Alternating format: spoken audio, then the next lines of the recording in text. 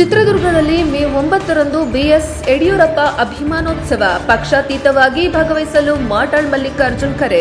ಮಾಜಿ ಮುಖ್ಯಮಂತ್ರಿ ಬಿಎಸ್ ಯಡಿಯೂರಪ್ಪ ಅವರ ಸಾಮಾಜಿಕ ಹಾಗೂ ರಾಜಕೀಯ ಜೀವನದ 50 ವರ್ಷ ಪೂರೈಸಿದ ಹಿನ್ನೆಲೆಯಲ್ಲಿ ಮೇ 9ರಂದು ಚಿತ್ರದುರ್ಗದಲ್ಲಿ ಬೃಹತ್ ಅಭಿಮಾನೋತ್ಸವ ಕಾರ್ಯಕ್ರಮಕ್ಕೆ ರಾಜ್ಯದ ವಿವಿಧ ಜಿಲ್ಲೆಗಳು ಹಾಗೂ ತಾಲೂಕುಗಳಿಂದ ಸುಮಾರು 10 ಲಕ್ಷಕ್ಕೂ ಹೆಚ್ಚು ಜನರು ಭಾಗವಹಿಸುವ ನಿರೀಕ್ಷೆ. ಚನ್ನಗಿರಿ ತಾಲೂಕಿನ ಸಮಸ್ತ ಜನತೆ ಪಕ್ಷಾತೀತವಾಗಿ ಕಾರ್ಯಕ್ರಮದಲ್ಲಿ ಭಾಗವಹಿಸಬೇಕು ಎಂದು ಬಿಜೆಪಿ ಯುವ ಮುಖಂಡ ಮಾಡಾಳ್ ಮಲ್ಲಿಕಾರ್ಜುನ್ ಕರೆ. ಚನ್ನಗಿರಿ ಪ್ರವಾಸಿ ಮಂದಿರದಲ್ಲಿ ನಡೆದ ಪತ್ರಿಕಾಗೋಷ್ಠಿಯಲ್ಲಿ ಮಾತನಾಡಿದ ಮಾಡಾಳ್ ಮಲ್ಲಿಕಾರ್ಜುನ್, ಯಡಿಯೂರಪ್ಪ ರಾಜ್ಯ ಕಂಡ ಅಪರೂಪದ ಜನನಾಯಕ, ರೈತ ಪರ ಹಾಗೂ ಬಡವರ ಪರ ಹೋರಾಟಗಾರ ಎಂದು ಶ್ಲಾಘನೆ. ಬಿಜೆಪಿ ಪಕ್ಷವನ್ನ ತಳಮಟ್ಟದಿಂದ ಕಟ್ಟಿ ಬೆಳೆಸಿದ ಶ್ರೇಯಸ್ಸು ಯಡಿಯೂರಪ್ಪ ಅವರಿಗೆ ಸಲ್ಲುತ್ತದೆ ಎಂದ ಮಾಡಾಳ್ ಮಲ್ಲಿಕಾರ್ಜುನ್, 4 ಬಾರಿ ಮುಖ್ಯಮಂತ್ರಿಯಾಗಿ ಸೇವೆ ಸಲ್ಲಿಸಿ ಅಭಿವೃದ್ಧಿ ಆಡಳಿತ ನೀಡಿದ ನಾಯಕ ಎಂದು ಪ್ರಶಂಸೆ. ರೈತರ ಸಾಲ ಮನ್ನಾ, ಭಾಗ್ಯಲಕ್ಷ್ಮಿ, ರೈತ ವಿದ್ಯಾನಿಧಿ, ನೀರಾವರಿ ಯೋಜನೆ, ಗ್ರಾಮೀಣ ರಸ್ತೆ ಅಭಿವೃದ್ಧಿ ಸೇರಿದಂತೆ ಅನೇಕ ಜನಪರ ಯೋಜನೆಗಳ ಉಲ್ಲೇಖ. ಮಧ್ಯ ಕರ್ನಾಟಕ ಭಾಗ ಹಾಗೂ ಚನ್ನಗಿರಿ ತಾಲೂಕಿನ ಅಭಿವೃದ್ಧಿಗೆ ಯಡಿಯೂರಪ್ಪ ವಿಶೇಷ ಅನುದಾನ ಮತ್ತು ಸಹಕಾರ ನೀಡಿದರು ಎಂದು ಹೇಳಿಕೆ. ರಸ್ತೆ, ಕುಡಿಯುವ ನೀರು, ಶಿಕ್ಷಣ ಹಾಗೂ ಕೃಷಿ ಕ್ಷೇತ್ರದಲ್ಲಿ ತಾಲೂಕಿಗೆ ಹೆಚ್ಚಿನ ಬೆಂಬಲ ನೀಡಿದ ನಾಯಕ ಎಂದು ಬಣ್ಣನೆ. ಯಡಿಯೂರಪ್ಪ ಮೇರು ಪರ್ವತದಂತಹ ವ್ಯಕ್ತಿತ್ವ ಹೊಂದಿದ ಧೀಮಂತ ನಾಯಕ ಎಂದು ಹೊಗಳಿಕೆ. ಕಾರ್ಯಕ್ರಮದಲ್ಲಿ 1,500ಕ್ಕೂ ಹೆಚ್ಚು ಸ್ವಾಮೀಜಿಗಳು, ಮಠಾಧೀಶರು ಹಾಗೂ ಬಿಜೆಪಿ ರಾಷ್ಟ್ರೀಯ ನಾಯಕರು ಭಾಗವಹಿಸುವ ನಿರೀಕ್ಷೆ. ಕೇಂದ್ರ ಗೃಹ ಸಚಿವ ಅಮಿತ್ ಶಾ ಸಹ ಕಾರ್ಯಕ್ರಮದಲ್ಲಿ ಭಾಗಿಯಾಗಲಿದ್ದಾರೆ ಎಂದು ಮಾಹಿತಿ. ತಾಲೂಕಿನ ಪ್ರತಿಯೊಂದು ಹಳ್ಳಿಯಿಂದಲೂ ವಾಹನ ವ್ಯವಸ್ಥೆ ಮಾಡಲಾಗಿದೆ. ಮೇ 9ರಂದು ಬೆಳಗ್ಗೆ 10 ಗಂಟೆಗೆ ತಾಲೂಕಿನ ವಿವಿಧ ಭಾಗಗಳಿಂದ ವಾಹನಗಳು ಚಿತ್ರದುರ್ಗದತ್ತ ಪ್ರಯಾಣ. ಸಾರ್ವಜನಿಕರು ಶಾಂತಿಯುತವಾಗಿ ಹಾಗೂ ಶಿಸ್ತಿನಿಂದ ಭಾಗವಹಿಸಿ ಕಾರ್ಯಕ್ರಮ ಯಶಸ್ವಿಗೊಳಿಸಬೇಕು ಎಂದು ಮನವಿ. ಯತ್ನಾಳ್ ಹೇಳಿಕೆಗೆ ಪ್ರತಿಕ್ರಿಯೆ. ಇತ್ತೀಚೆಗೆ ಚನ್ನಗಿರಿಗೆ ಭೇಟಿ ನೀಡಿದ ಬಸನಗೌಡ ಪಾಟೀಲ್ ಯತ್ನಾಳ್ ಅವರ ಹೇಳಿಕೆಗೆ ಮಾಡಾಳ್ ಮಲ್ಲಿಕಾರ್ಜುನ್ ತಿರುಗೇಟು. ಯತ್ನಾಳ್ ಅವರು ಈಗ ಪಕ್ಷದ ಹೊರಗಿದ್ದಾರೆ. ಅವರ ಹೇಳಿಕೆಗೆ ಪದೇ ಪದೇ ಉತ್ತರಿಸುವ ಅಗತ್ಯವಿಲ್ಲ ಎಂದು ಪ್ರತಿಕ್ರಿಯೆ. ಯಡಿಯೂರಪ್ಪ ನಾಯಕತ್ವವನ್ನು ಪಕ್ಷದ ವರಿಷ್ಠರು ಹಾಗೂ ಕಾರ್ಯಕರ್ತರು ಗೌರವಿಸುತ್ತಾರೆ ಎಂದು ಸ್ಪಷ್ಟನೆ. ಅಭಿಮಾನೋತ್ಸವ ಕಾರ್ಯಕರ್ತರ ಪ್ರೀತಿ ಮತ್ತು ಅಭಿಮಾನದಿಂದ ನಡೆಯುತ್ತಿರುವ ಮಹತ್ವದ ಸಮಾರಂಭ ಎಂದು ಹೇಳಿಕೆ. ದಾವಣಗೆರೆ ದಕ್ಷಿಣ ಉಪಚುನಾವಣೆ ಕುರಿತು ಕಾಂಗ್ರೆಸ್ ಆಡಳಿತದ ಪ್ರಭಾವದಿಂದ ಗೆಲುವು ಸಾಧಿಸಿದೆ ಎಂದು ಬಿಜೆಪಿ ಆರೋಪ. ಬಿಜೆಪಿ ಅಭ್ಯರ್ಥಿ ಶ್ರೀನಿವಾಸ್ ಕರಿದಾಸಪ್ಪ ಅವರಿಗೆ ಜನರಿಂದ ಉತ್ತಮ ಬೆಂಬಲ ವ್ಯಕ್ತವಾಗಿದೆ ಎಂದು ಹೇಳಿಕೆ. ನಾವು ಪ್ರಬಲ ಪೈಪೋಟಿ ನೀಡಿದ್ದೇವೆ. ಮುಂದಿನ ದಿನಗಳಲ್ಲಿ ರಾಜ್ಯದಲ್ಲಿ ಮತ್ತೆ ಬಿಜೆಪಿ ಸರ್ಕಾರ ಅಧಿಕಾರಕ್ಕೆ ಬರಲಿದೆ ಎಂದು ವಿಶ್ವಾಸ ವ್ಯಕ್ತಪಡಿಸಿದರು. ಪತ್ರಿಕಾಗೋಷ್ಠಿಯಲ್ಲಿ ಉಪಸ್ಥಿತಿ ಲಕ್ಷ್ಮಣ್ ನಾಯಕ್, ನಾಗರಾಜ್, ಕುಬೇಂದ್ರ ಜಿರಾವ್, ಗಂಗೂರು ಸುಧಾಕರ್, ಜಗದೀಶ್ ಪಾಟೀಲ್, ನಾಗರಾಜ್ ಸೇರಿದಂತೆ ಅನೇಕ ಬಿಜೆಪಿ ಮುಖಂಡರು ಉಪಸ್ಥಿತರಿದ್ದರು. ವರದಿ ದೇವರಾಜ್ ಕೆ ನನ್ಹೆಂಕಲು, NKS TV4 ದಾವಣಗೆರೆ. ಮೇರು ಪರ್ವತ ಯಡಿಯೂರಪ್ಪಜಿಯವರು ಮೇರು ಪರ್ವತ ಸಾರ್ವಜನಿಕವಾಗಿ 50 ವರ್ಷ ಆದವರು ಸಾರ್ವಜನಿಕ ಜೀವನಕ್ಕೆ ಬಂದರು. ಹಾಗಾಗಿ ಇನ್ನೂ ಮುಂದಿನ ಪೀಳಿಗೆ ನೋಡೋದಕ್ಕೆ ಅವ್ರಿಗೆ ಬಹಳ ಉತ್ಕಟವಾದ ಮನೋಭಿಲಾಷೆ ಇದೆ. ಹಾಗಾಗಿ ಎಲ್ಲರೂ ಸೇರಿ ನಾವು 1 ವರ್ಷ 2 ವರ್ಷದ ಮೊದಲೇ ಮಾಡಬೇಕು ಅಂತ ತೀರ್ಮಾನ ಮಾಡಿದ್ವಿ. ಅದು ಕಾಲ ಈಗ ಕೂಡಿ ಬಂದಿದೆ. 50 ವರ್ಷ ತುಂಬಲಿ ಅಂತ ಕಾಯ್ತಾ ಇದ್ರು ಅವರು ಸಾರ್ವಜನಿಕ ಜೀವನಕ್ಕೆ. ಅಭಿವೃದ್ಧಿ ಇಡೀ ಎಲ್ಲ ಸಮುದಾಯಗಳನ್ನು ಗುರುತಿಸಿ ಅವರ ಜೀವನ ಮಟ್ಟ ಸುಧಾರಿಸಿದಂಥ ಮಹಾನ್ ನಾಯಕ, ಮಾಸ್ ಲೀಡರ್. ನಿಮಗೆ ಕರ್ನಾಟಕದಲ್ಲಿ ಬೆರಳೆಣಿಕೆ ಸಿಗ್ತಾನೆ. ಮತ್ತು ಪ್ರತಿದಿನ ನೀವು ಎಲ್ಲ ಪತ್ರಿಕೆ ಮಾಧ್ಯಮಗಳಲ್ಲಿ ಅವರ ವಿಚಾರವಾಗಿ ಅವರ ಹೋರಾಟ, ಅವರ ಆಡಳಿತ ವೈಖರಿ ಎಲ್ಲದನ್ನು ನೋಡ್ತಾ ಇದ್ದೀವಿ. ಮತ್ತು ನಾನು ಹೇಳೋದು ನನಗಿಂತ ಜಾಸ್ತಿ ಜನಕ್ಕೆ ಗೊತ್ತಿದೆ. ನಾನೇನಾದ್ರು ಜಾಸ್ತಿ ಹೇಳಕ್ ಹೋದ್ರೆ ಇವ್ರಿಗೆ ಇನ್ನೂ ಬಹಳ ವಿಚಾರ ಗೊತ್ತೇ ಇಲ್ಲ ಮಲ್ಲಿಕಣ್ಣಿಗೆ ಅಂತ ಭಾವನೆ ಎಲ್ಲ ಜನಗಳಲ್ಲೂ ಇದೆ. ಪ್ರತಿಯೊಬ್ಬ ಸಮಾಜದ ಎಲ್ಲ ವರ್ಗದ ಜನಗಳಿಗೂ ಯಡಿಯೂರಪ್ಪನವ್ರ ಬಗ್ಗೆ, ಅವರ ಸಾಧನೆ ಬಗ್ಗೆ, ಅವರ ಆಡಳಿತದ ಬಗ್ಗೆ ಪ್ರತಿಯೊಂದು ಗೊತ್ತಿದೆ.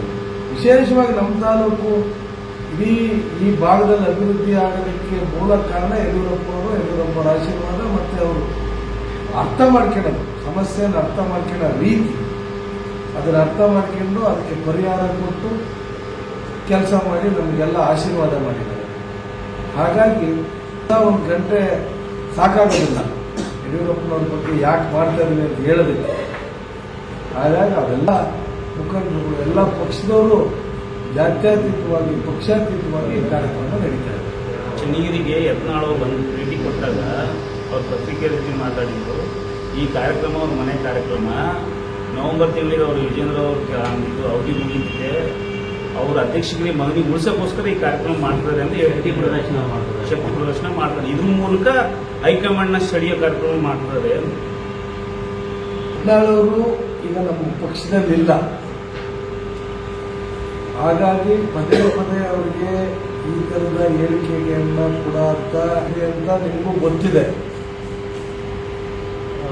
ಯತ್ನಾಳವರು ಒಬ್ಬ ವ್ಯಕ್ತಿ ಬಗ್ಗೆ, ಒಂದು ಕುಟುಂಬದ ಬಗ್ಗೆ ಪದೇ ಪದೇ ಮಾತಾಡೋದ್ರಿಂದ ನಿಜವಾಗ್ಲೂ ಸಮಸ್ಯೆ ಇದ್ರೆ ಒಂದು ಸರಿ ಎರಡು ಸರಿ ಹೇಳಿದ್ರೆ ಆ ವ್ಯವಸ್ಥೆಗೆ ಅರ್ಥ ಆಗುತ್ತೆ. ಇದು ನಮ್ಮ ಹೈಕಮಾಂಡ್ ತೀರ್ಮಾನ. ಹಂಗಾಗಿ ಅವ್ರು ನಮ್ಮ ಪಕ್ಷದಲ್ಲಿಲ್ಲ, ಹೆಚ್ಚು ಅವರಿಗೆ ಪ್ರತಿಕ್ರಿಯೆ ಕೊಡೋದಕ್ಕೆ ನಾವು ಹೋಗೋದಿಲ್ಲ. ಆಗಿದೆ ಅಂದರೆ ನೋಡಿದ್ರು, ಪಶ್ಚಿಮ ಬಂಗಾಳ, ಅಸ್ಸಾಂ, ಪುದುಚೇರಿ ಕೂಡ ಆಡಳಿತ ಇದ್ದಾಗ ಮಲ್ಲಿಕಾರ್ಜುನ್ ಅವರು ಪ್ರಚಾರಕ್ಕೆ ಹೋಗಿ ಗೆಲುವು ಆಗುತ್ತೆ, ನಾವೇ ಬರೋದು ಅಂತ ನಮಗೆ ಕೊಟ್ಟ ವಾರ್ಡಲ್ಲಿ SDM ವಾರ್ಡ್ ಅಂತ ಕೊಟ್ಟಿದ್ರು. 14 ಬೂತ್ ಬಂತು. ಮೊದಲಿಂದ ಆ ವಾರ್ಡಲ್ಲಿ ಕಾಂಗ್ರೆಸ್ ಲೀಡ್ ಬರ್ತಾ ಇತ್ತು. ಕಾರ್ಪೊರೇಟರ್ ಕೂಡ ಕಾಂಗ್ರೆಸ್ನವರಿದ್ದಾರೆ. ಅಂಥ ವಾರ್ಡಲ್ಲಿ ನಾವು 580 ಲೀಡ್ ಕೊಟ್ಟಿದ್ವಿ. ನನ್ನ ಕರ್ತವ್ಯವನ್ನು ಮಾಡಿದ್ದೀನಿ. ಅದ್ರ ಜೊತೆಗೆ ಆಡಳಿತ ಪಕ್ಷ ಯಾವ ರೀತಿ ಚುನಾವಣೆಗಳು ಮಾಡ್ತವೆ ಅಂತ ನಿಮ್ಮೆಲ್ಲರಿಗೂ ಗೊತ್ತಿದೆ. ಅದನ್ನು ಟೀಕೆ ಮಾಡಿ ಮತ್ತು ಹೊಸದಾಗಿ ಹೇಳೋ ಅವಶ್ಯಕತೆ ಇಲ್ಲ. ಬೈ ಎಲೆಕ್ಷನ್ ನಮ್ಮ ಅಧಿಕಾರ ಇದ್ದರೂ ಕೂಡ ನಾವು ಗೆದ್ದಿರೋದನ್ನು ತಾವೆಲ್ಲ ನೋಡಿದ್ದೀವಿ. ಆ ರೀತಿ ಆಗಿದೆ. ಆಮೇಲೆ ಅದು ಅತ್ಯಂತ ಮುಸ್ಲಿಂ ಬಾಹುಳ್ಯ ಇದ್ದಂಥ ಕ್ಷೇತ್ರ. ಅವ್ರು ಏನೇ ಡಿವೈಡ್ ಆದರೂ ಕೂಡ ನಾವು BJPಯವರು ಎಂದೂ ಗೆದ್ದಿಲ್ಲ ಅಲ್ಲಿ. ಅಷ್ಟು ಮತವನ್ನು ಒಬ್ಬ ಸಾಮಾನ್ಯ ಮನುಷ್ಯ ತಗೊಂಡಿರೋದು ಅತ್ಯಂತ ಹೆಗ್ಗಳಿಕೆ ವಿಚಾರ. ನಾನು ಎಲ್ಲಿ ಮಾತಾಡಿದ್ದೆ ವ್ಯವಸ್ಥೆಯನ್ನ ಮಾತು ಆಡಲ್ಲ ನಾವು. ಯಾರ್ದೇನೇ ಅಭಿಪ್ರಾಯ ಇದ್ರು ನಮ್ಮಲ್ಲಿ ಜಾತಿ ಪಾತ್ರ ವಹಿಸೋದಿಲ್ಲ. ಎರಡು ಕ್ಷೇತ್ರ ಸೋತಿದ್ದಾರೆ. ಸಾರ್ವತ್ರಿಕ ಚುನಾವಣೆಯಲ್ಲಿ 56,000 ತಗೊಂಡಿದ್ರು ನಮ್ಮ ಅಭ್ಯರ್ಥಿ. ಇವರಿಗೆ 64,000 ತಗೊಂಡಿದ್ದಾರೆ. ನಮಗೆ ಓಟಿನ ಸಂಖ್ಯೆ ಜಾಸ್ತಿ ಆಗಿದೆ, ಮತಗಳ ಸಂಖ್ಯೆ ಜಾಸ್ತಿ ಆಗಿದೆ. ಆದ್ರೆ SS ಮಲ್ಲಿಕಾರ್ಜುನ್ ಹೇಳೋದಲ್ಲ, ನೀವು ಬೇರೆ ಇರ್ಬೋದು.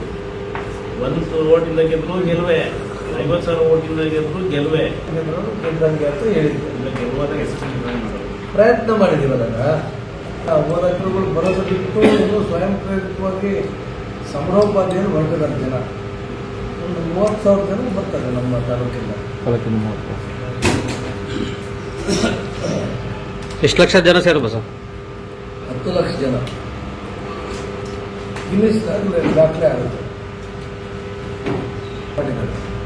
ಕಾಲು ತುಳಿತ ಆಗಬಾರ್ದು, ಕಾಲು ತುಳು ಆಗಬಾರ್ದು ಅಂತ ಅವೆಲ್ಲ ಆದ್ರೆ ಮಾಸ ಸರ್. ಅದು ಹೋಗಕ್ಕೆ ಯಾರ ಹೋಟೆಲ್ ಹೋಗ್ತಾರೆ?